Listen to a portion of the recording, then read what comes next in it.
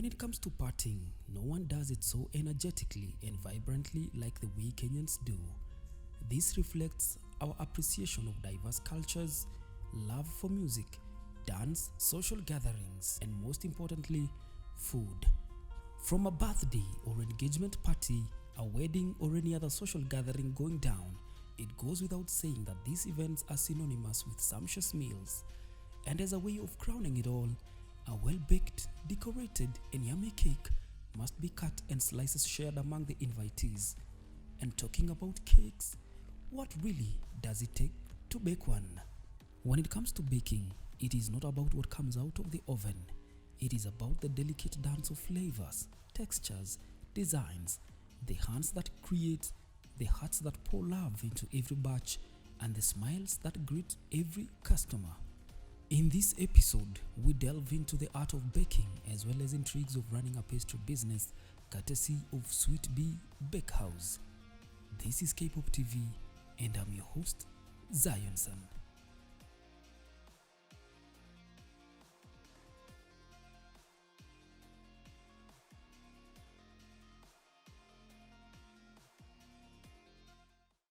My name is Chelang'at, also known as Sweet Bee. That's the business brand, but who call me Sweet Bee. I have a shop located at Chelang'at, just opposite Sunshine. It's called Sweet Bee Bakehouse. It's been on for 2 years now. We're almost clocking 3, but thank God for that. This is our second year clocking 3. It's been a crazy journey. I won't say it's been an easy thing because from starting from scratch, though we didn't start from Kericho. We previously called Sweet Bakehouse. That was in Nairobi. I had done some home baking. For I think a year. Vile unaanza kwanza unabebesha makeki iende kwa ofisi, go and sell them. Then afterwards, I started selling to my clients. From the cupcakes, I got clients that needed birthday cakes. So from the birthday cakes, it moved on. So with the corona, I was able to move to Kericho and start the biashara. So the Sweet Bee, so from Sweet Tooth to Sweet Bee. So the Sweet Tooth, I did that with my in-law because he wanted to brand our cake business and do branding. Branding is normally very important in business, so we started with Sweet Tooth. So in case like we open up a social media platform, if somebody needs a cake, it's known as Sweet Tooth. So with that I got so many clients. But now with the traveling of Kericho and Nairobi, I decided to stay here, relocate to Kericho and start afresh. So because of registration purposes, the Sweet Tooth name had already been registered to somebody else. So we had to rename our business to Sweet Bee. So the reason why I did the Sweet Bee is because if you check, the bees normally make something sweet.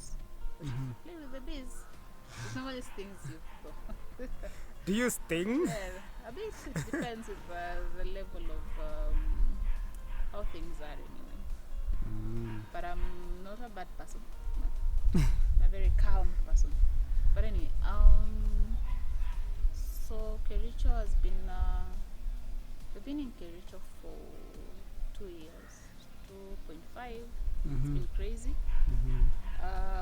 Working from getting suppliers, getting to know the town, getting clients, and starting up for business when you're young, it's usually a bit devastating because no one is going to believe that you're the one doing a business.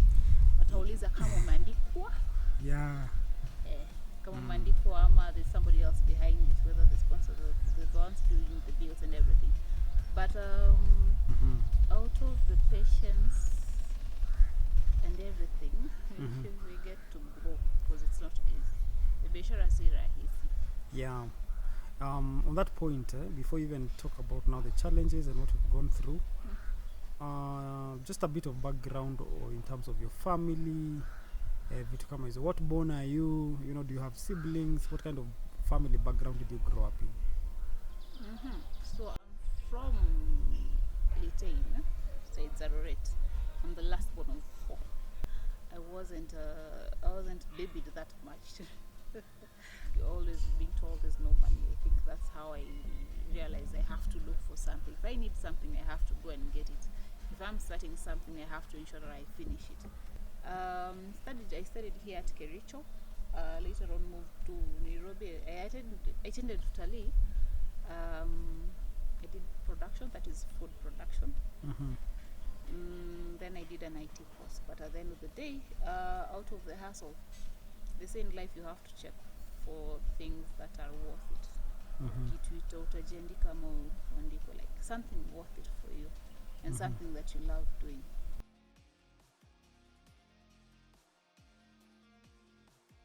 Baking nilianza nikiwa mtoto. I was very young. I think class 2, class 3, I used to disturb my mom with her sufurias. If you'll ask her, she'll tell you all her sufurias have mashimo. Because I used to love baking. So because my parents had no oven, you had to use the charcoal one. The one that you do the charcoal, the sand and sufurias. So every now and then I'll tell my mom, it's somebody's birthday, you have to do this. They're celebrating ABCD, you have to do this. But I'm grateful enough for my parents for they did not shut it off. They were able to assist and be like, hey, Shika, unataka sand, gwenda tumia za baba yako. I never got any complaint from my dad. Well, when I was done with my internship, they asked me whether I want to get employed by them. I was like, no. Okay, I don't know. My employment has never been my cup of tea. Okay. So afterwards, I got back home. From the cupcakes that I used to supply, I got an order for cake. So I started selling cakes and branding them. No one is perfect. So I remember my very first cake was a disaster. Hata kama ulitoka Utalii, there is normally so many challenges. So from that we did a correction. Then in life you have to learn how to be humble and get to learn from people, especially those people ahead of you. You have to sit down and learn from them. Because if you say you know everything, you'll end up realizing that you don't know anything. So you have to be humble enough to get to learn from them. Get to learn how to handle finances, get to learn how biashara is done. Because if you ask me, if I wasn't humble enough to sit down and be like, now how do you handle ABCD? Sai sijui mahali ningekuwa. Humility is one thing that I have learned along the way. And I won't say it doesn't have challenges. Life has so many challenges. Hata saa zingine unasikia kurusha tu tembe. If something is smooth, just, I don't know, just question yourself why something is very smooth.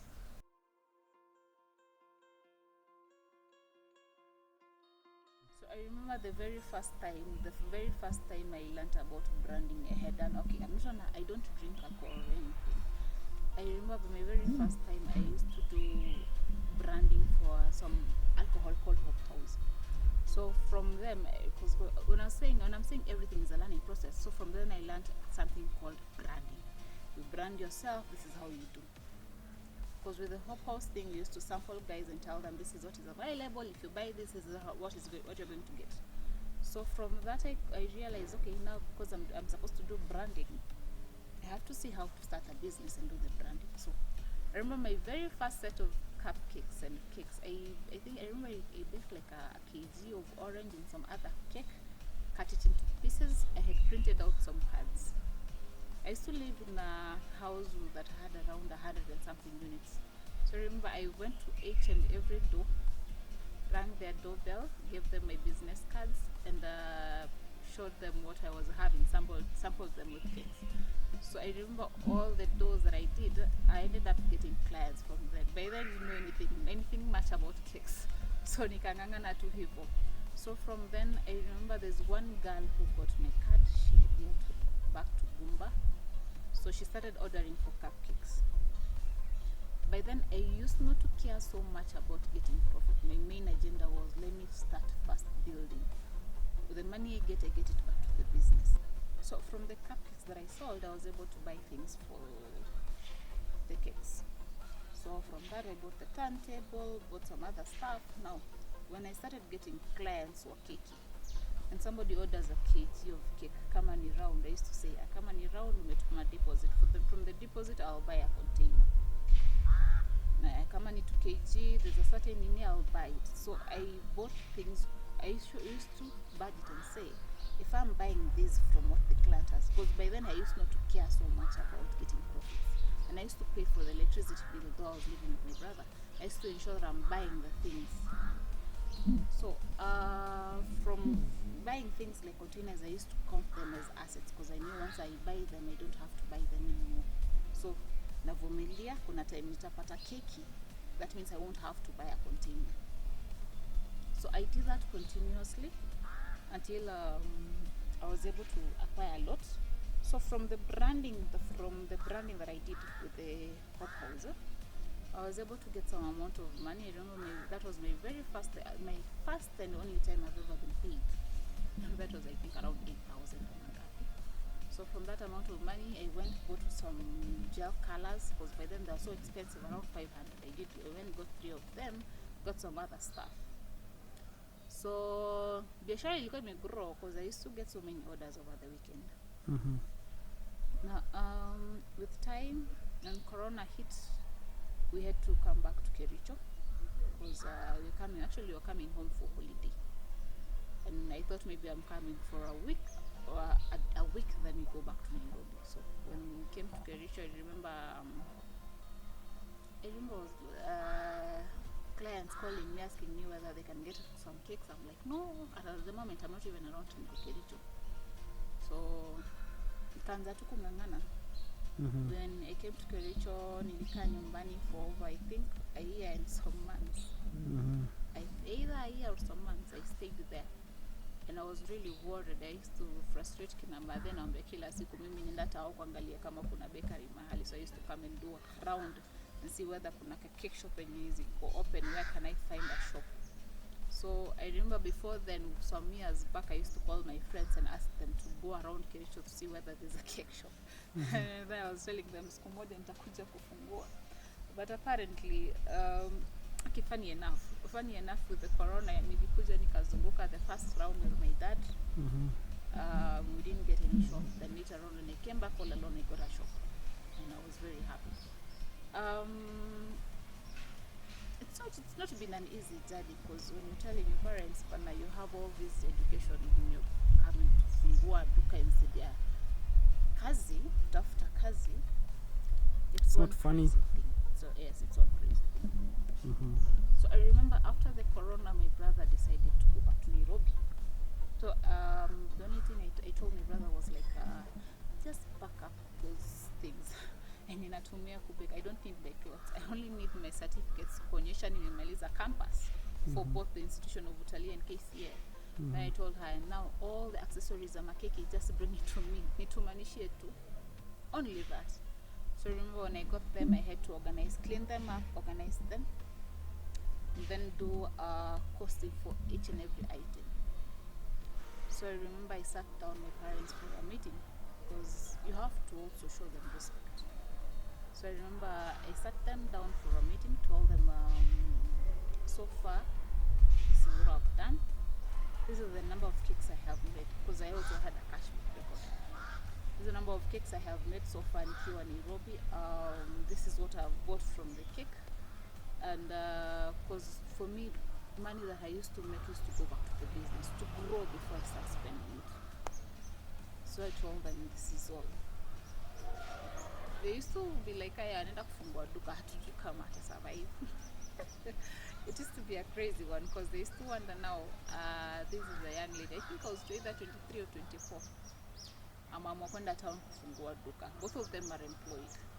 So for them, they have never done biashara. For my brother, never done biashara. Sister yangu biashara no. So I was the very first one. So remember when I was telling them, if I get this amount of money, because for me, okay, I won't say I had it all, but I had so many things that the only thing that remained for me for tuseme kufungua was the funding ya nyumba, the renovation. Okay, so for me, the little funding that I got, I was so grateful. The reason why I'm saying that is any little thing you're given, hata kama ni kalamu, you be grateful for it and you see what you want to do with it. So I got little funding because I had to do painting, renovations, to buy a small oven, and buy some other things. Because I remembered by the time nafungua hapa, I had literally had 0-0. And I used to go from Mkona and home nikirudi. So with the little that I got, I was so grateful and I was very happy. The shop was literally very empty. I think I'll send you a clip for that. It was literally empty. Mwanza leo? Wewe si plus iko fit. So utakuwa unauza nini na nini?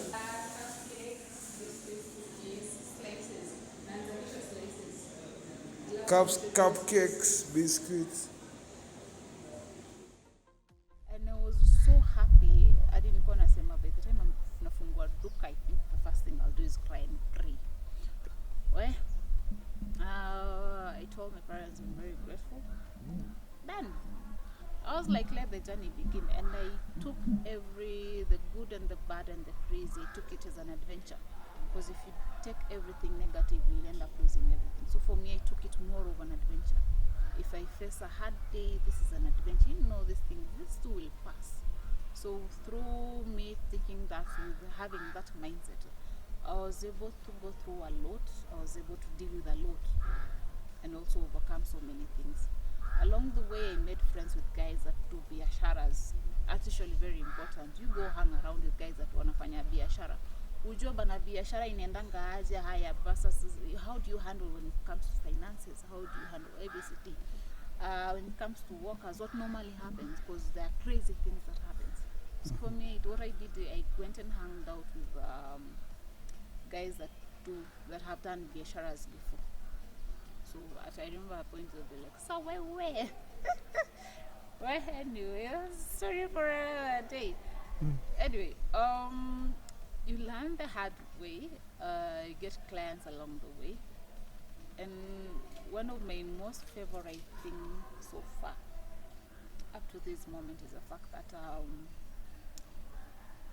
building something from scratch as you yourself is normally very good. Because when you do that, you'll end up knowing the good, the bad, the ugly. You'll end up knowing how to handle some stuff. You'll end up knowing if you're growing or not growing. So that means all the milestones that you look back, you'll be so excited when you see them. That's one thing that will keep you going. Instead of, because I've seen so many guys open a shop with everything, literally everything, and not know how to handle them. There's a pain of getting to work for your own. Kuna kongana kale ka uchungu ya, this is mine, I have worked for it, I have to ensure it is stable, I have to ensure it's going on. I have not come this far to let it go. Mm-hmm. So that thing will just wake you up at night. Because I remember at times somebody would tell me, si uko na duka, you don't have to wake up very early in the morning. Nama si uko na duka, si unaweza toka uende.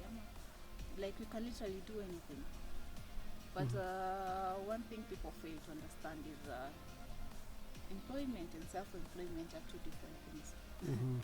It's even harder when it's self-employment because you have so many challenges coming in your way. Mm-hmm. You have so many crazy things. You face so many people other you don't even know. Mm-hmm. You face so many challenges, whether financially, whether nini. You'll hear so many stories. Mm-hmm. You'll hear so many rumors about yourself that you at times laugh and cry. Mm-hmm. At times wonder what the hell you're going to do with life, but it's life. What is the rumor that they've said about you? Tupe moja. Hey, God. So I think there's one that really made me cry a bit. I don't know. I ended up laughing at it. I'm one person that is very open with my parents. Mm-hmm. Like for me, my parents are those guys that you can sit down to pick a story to check it. So one of the craziest rumor I've ever had was that anyway, like my shop that I'm having and most of the things that I'm doing is being paid by sponsors.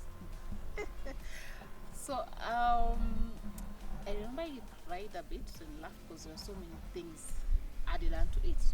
Mm-hmm. I cried and laughed a bit. Then I remembered myself, like the days I couldn't sleep because I had to look for money. And I remember when we were going to one of the weddings, my father's always been there. Like when I'm going for events, I usually call him, but there's a way you do our biashara na yeye. So I remember one of these days you're going with him, then come up there, that imagine what wanasema na lipiwa na sponsor duka.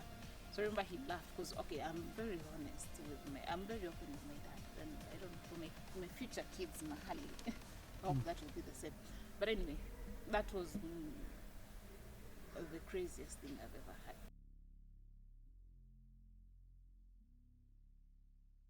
Biashara si ya mfanyikazi, biashara ni yako. So when you're opening up a biashara, don't say ati nafungua biashara niandike mtu niketi chini ni make sure everything is okay. The standard that you need is up to you. It's up to you to say by there, this is defining, this is my standard, this is what I can do, this is what I can do. So along the way, there are so many crazy challenges. Kuna vitu tumefanya, kuna vitu but with the reviews that I get from clients, it's one thing that is better. For fanyikazi, it's been a crazy journey. Like I told you, I've never been employed, and I've never been employed, and I had not been into a kitchen before. I've never done biashara before. So to me, this was more of an adventure. It was a trial and error thing. This is how I am employing biashara. Fanyikazi, I see how things are. But I'm so grateful. I had 2 neighbors. That's why when I normally say be humble and learn from people who've done it before. I remember from my very first week, I was able to talk to my neighbors, and one thing they really advised me was deal with the businesses as you. Before you start employing somebody, deal with it as you. The foundation is you. Get to know how the business is running as you before you leave somebody else there. Ujue hii pesa inaingia aje, now branding, how am I going to do it? If it's a shop, for me it's a cake shop. I wanted to, if you could point, like when somebody thinks of Sweet Bee, I am the face of Sweet Bee. Same fanyikazi. And I hope this won't come out so bad. But you have to be the face of your business. In that when it comes to branding, in that mfanyikazi either akuje na aende, you still remain as you. If I'm looking for Sweet Bee, this is her. This is her shop. Now if I need a cake, this is who I'm going to need. For the standard, this is her. This is how it will be. So for me, the most kuna clients tulianza nao chini when I used to do miujiza hadi sahi. But one thing I'm so grateful for them is that they were patient enough to wait for me to grow. I won't say I'm not yet done growing. I'm still learning. I'm still like a kid. It's a learning. Every day is a learning process. Every day you get to know how to handle things. Every day you get to know how things are done. Every day you get to know, and it's not as easy as people think it is.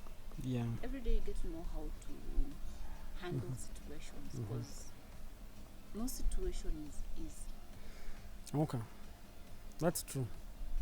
At that point, now could you tell us, some of the products that you, the types of cakes that you bake, that you specialize in, and also the industry, kuna wedding industry, sijui whatever, you do for general whatever, general public, whoever wants a cake in Evo? At the moment, like I said, when I came huku, it was a bit of a challenge in here and there, because you go also with the flow of the society kwanza.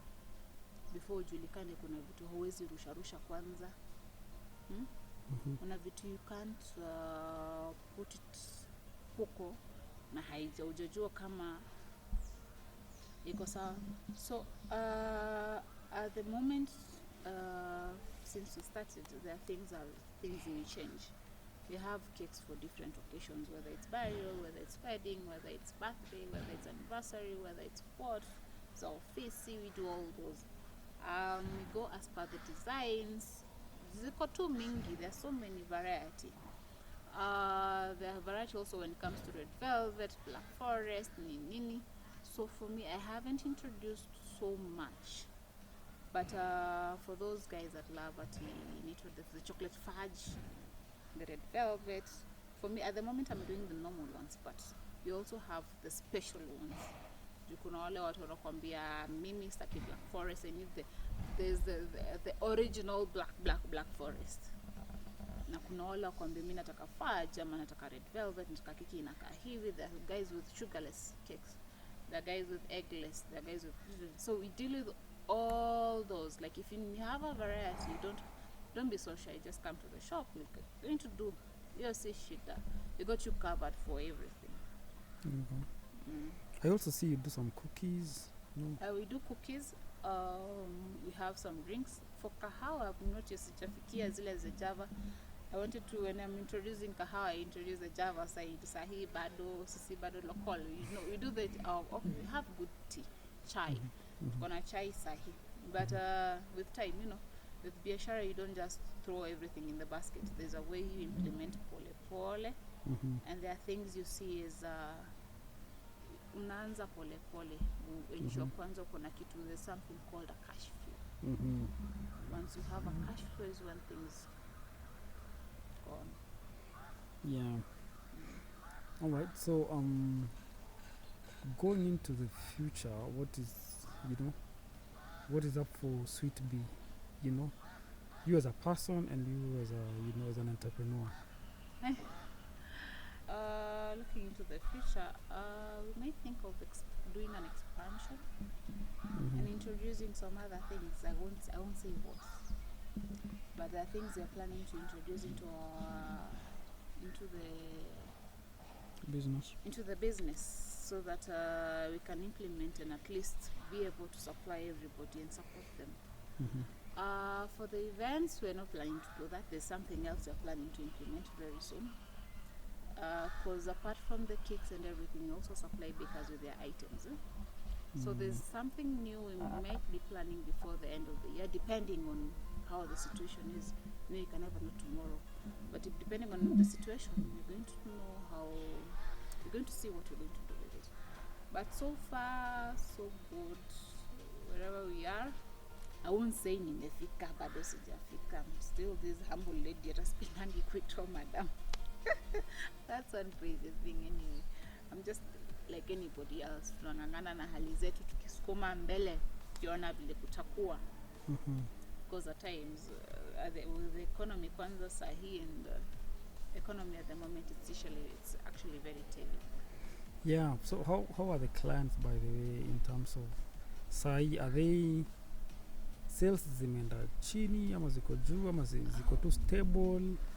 Considering the how uchumi is. Yes. Now the funny thing, I've never found a stable. That's one crazy thing. I've never found a stable time in my bakery. Cause nilianza na corona, nikaenda politics, then sahi ni economy na taxes brother wetu. So I have never ever found any stable time. I've just been there. So if you'll ask me whether this is a normal season, as a kwambia mimi sijui.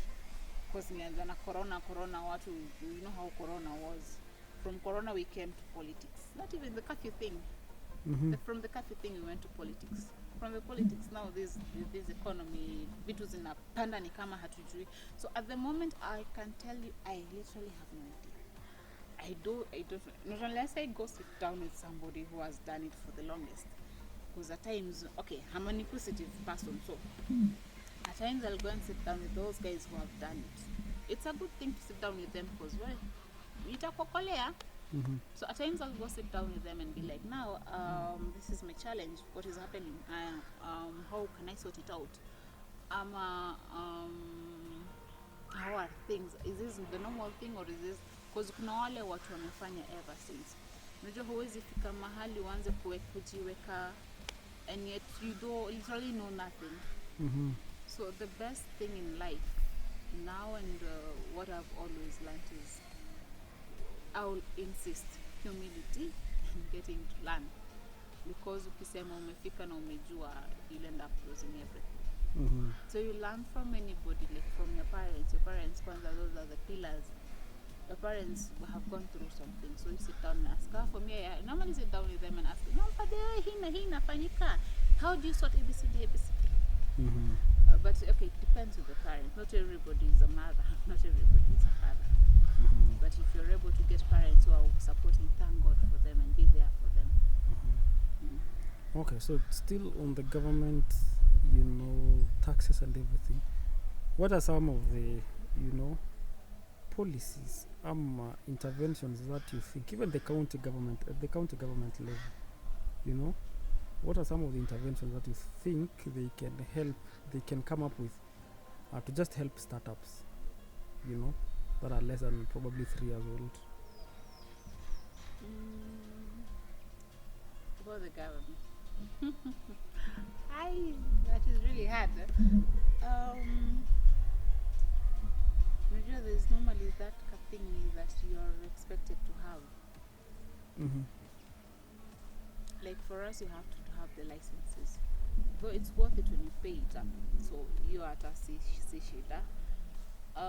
Maybe for the vijana kazi, when you're starting up a biashara. Mm-hmm. Maybe foreman need to educate everybody about finances. Because if there's one thing lacking in our education system, ni kufunza jinsi pesa inaenda.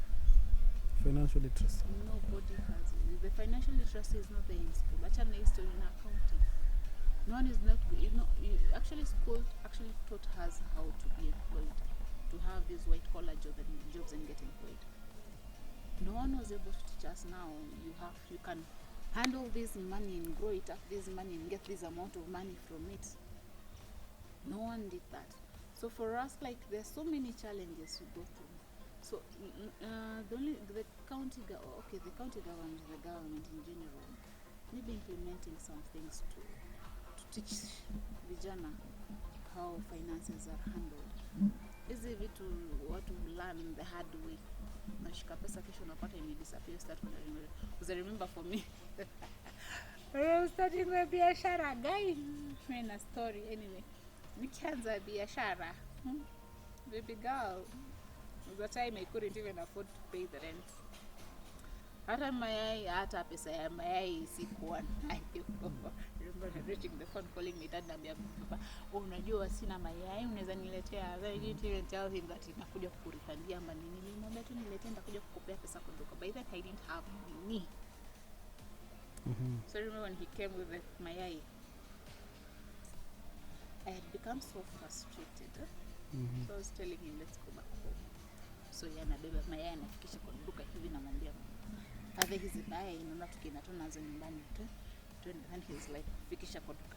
I just told him, mimi nakuja kuchukua ndizi na unangane na hali yako, hatuwezi kuja kuchunga ng'ombe wote. So that's one crazy thing about life. So for the government to teach, they should teach the about finances. Tujue tukipata hii pesa inarudi aje. Story na branding haijafunzwa. Story na how to handle things hakuna. Then our society at the moment are full of pesa za haraka. Hizo pesa za haraka. It's really hard. So for the young entrepreneurs and for the ladies especially, be grateful for the little that you have. Don't be in a rush to grow when you haven't grown. Don't be in a rush to get some things and hakuna. There's one thing I'll insist on. I was watching some video mahali. A lady was saying one thing that what is it called now? With the things that you do now, 2 or 3 or 4 years down the line, you look back and you wonder why the hell you're doing some things. Like why would you even do some crazy things just to get some little money that wasn't even worth it? So for the little entrepreneurs, the little that you get, hata kama ni 2,000 ng'ang'ana nayo uone vile utaijenga. Then shikilia to don't lose hope when it comes to biashara. Just hold on to it, grow something, do things that you love. Usifanye vitu unaona sijui nani amefanya, hata mimi nikifanya vitu itakuwa sawa. Hapana, do things because you want to do it yourself. So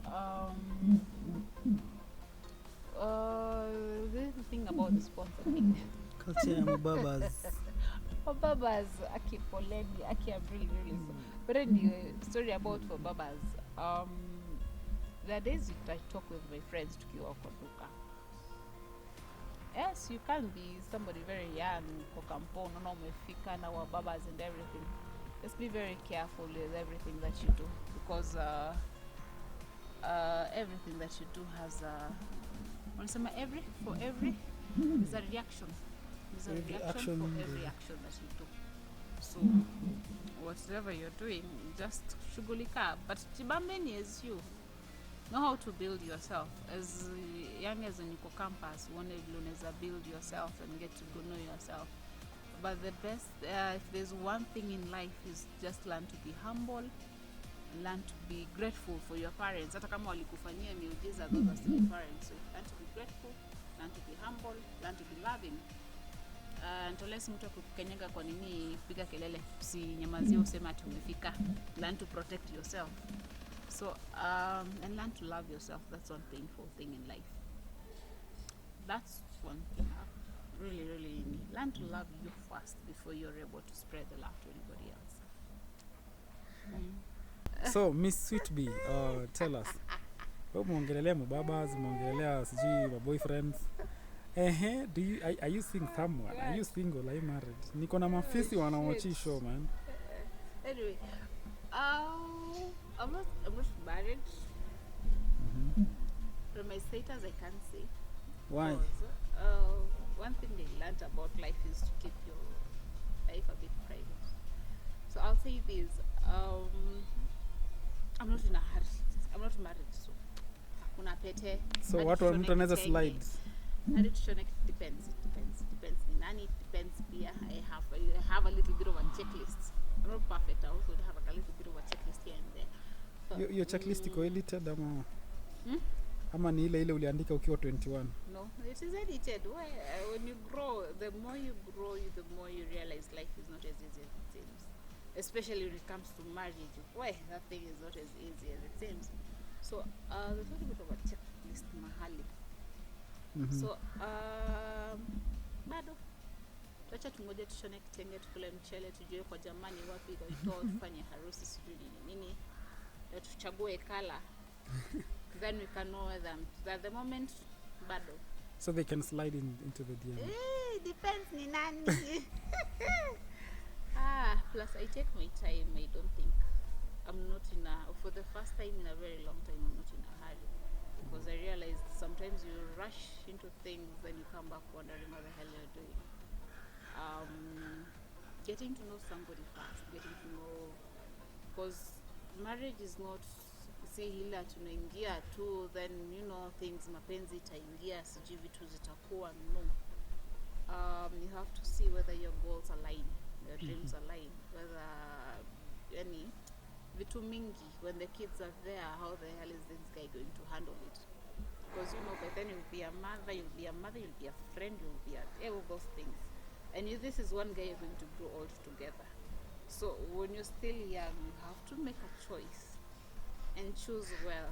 Usichague ukisema ananiprovidea niko sawa juu unajua ananilipianga rent, unajua ananibaianga nguo, ananibaianga viatu nimefika. Vitu kuisha. You can even check the models of cars. After every year a new model comes. So don't rush to somebody because unaona pesa. You don't know where the money comes from. So just be careful. You have your own money first before you decide toke soko. But anyway, everybody has their own life. Nobody is perfect. I'm not perfect. I'm not perfect. So usiseme Sweet Bee amesema hivi mimi. No, I'm not perfect. I only learn from my own experience. There are mistakes people have made. I've also made my own mistakes along the way. But along the way I realized that it's me to take care of me first before I have to wait for somebody else to do it. So I have to ensure that I'm okay, either financially, either mental wise, either mahali pa kuishi before somebody else does. Wacha nipate kama nimejipanga. Na pia yeye amejipanga ndio tukuje tu combine. You need somebody to complement you, not to complete you. Yeah. Kwani wewe ni fundi wa steam? Tunataka mtu tumaliziane, completiane. No. This thing I can live without you. You're supposed to complement each other. I have my own happiness, he has his own happiness. Now, to tukuje na hizo furaha zetu tu tufikishe mahali tutafikisha. But that's life. Okay, that's true. Have you been a model before? I tried. I tried Talk with to us some lady about called that. Anne Macri. Okay, talk to us about the modeling thing. I think I did when I was in campus, Italy, but you know, because of time and everything, I decided not to. So, but it was fun. It's really fun. You get for one thing I know about models, they go get good money, but depending wapi, depend on agency. I didn't have any agency back then. But use your height, use your skills. Siku hizi kazi ni ngumu. Tumia height yako, skills zako, color yako. Use those things. Don't be so comfortable saying ati nangoja niandikwe ama nangoja nini. Get to learn. Be so humble. Be humble enough, sit down and wait ufunzwe. Be so humble to learn. So would you go back to modeling? Ama that is a gone chapter. At the moment, at the moment my main focus was the business first to ensure that it's running smoothly. Then maybe in between, nikiona mtu ameni hijack, we see how things will be. But maybe model, I'll see what I'll do. But if somebody hijacks me in between, tutaona mahali, because you know, Okay. you're not getting any younger. Akiusingeke hiyo. Ndio tutumie kama weapon anyway. It's life. Modeling hapana, ningejaribu in my 20s. Maybe not. But we shall see. Okay. Sawa. Haijakiwa along the way. Going to be funny. Okay. So it's a wrap.